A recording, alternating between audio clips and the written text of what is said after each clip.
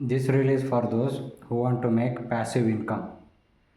ನೀವು ನಿಫ್ಟಿನಲ್ಲಿ trade ಮಾಡ್ತಾಯಿದ್ದೀರಿ, bank ನಿಫ್ಟಿಲಿ trade ಮಾಡ್ತೀರಿ, stock ಆಪ್ಷನ್ಸಲ್ಲಿ trade ಮಾಡ್ತಾಯಿದ್ದೀರಿ. ಇನ್ನೊಂದು ಮಾರ್ಕೆಟೂ ಇದೆ ನಿಮ್ಗೆ ಗೊತ್ತಾ? That is called MCX market.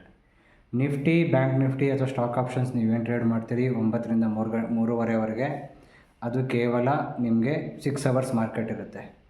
ವೆರಾಸ್ MCX market is open for 14 hours, ರಾತ್ರಿ 12 ಗಂಟೆವರೆಗೂ ಇರುತ್ತೆ. ಯಾರು ಆಫೀಸ್ ಮುಗಿಸಿ ಒಂದು we want to create a passive income ಅನ್ನೋರಿಗೆ this is a very good option.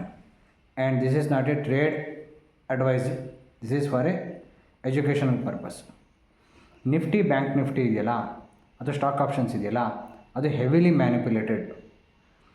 ನೀವು ಎಷ್ಟೋ ಸತಿ ನೋಡಿರ್ಬೋದು, ಚಾರ್ಟಿಗೂ ಆಪ್ಷನ್ ಪ್ರೈಸ್ಗೂ ಸಂಬಂಧನೇ ಇರಲ್ಲ. ಚಾರ್ಟೇ ಒಂದು ಕಡೆ ಹೋಗ್ತಾ ಇರುತ್ತೆ, ಆಪ್ಷನ್ ಪ್ರೈಸಸ್ಸೇ ಒಂದು ಕಡೆ ಹೋಗ್ತಾ ಇರುತ್ತೆ.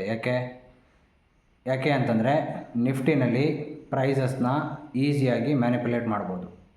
ಬಟ್ ವೇರ್ಯಾಸ್ MCX ಮಾರ್ಕೆಟಲ್ಲಿ ನಿಮಗೆ ಕ್ರೂಡು, ಸಿಲ್ವರು, ಗೋಲ್ಡು, ನಿಕ್ಕಲ್ಲು, ಕಾಪರು ಈ ಎಲ್ಲದೂ ಇರುತ್ತೆ. These are all global commodities.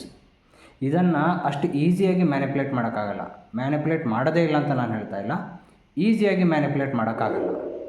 And global commodity ಆಗಿರೋದ್ರಿಂದ ಗ್ಲೋಬಲ್ ಫ್ಯಾಕ್ಟರ್ಸು ಆ್ಯಂಡ್ ಗ್ಲೋಬಲಲ್ಲಿ ಏನೇ ಚೇಂಜಸ್ ಆದ್ರೂ ಈ ಕಮಾಡಿಟಿ ಪ್ರೈಸಸ್ ಮೇಲೆ ಎಫೆಕ್ಟ್ ಆಗುತ್ತೆ. And it is easy to track.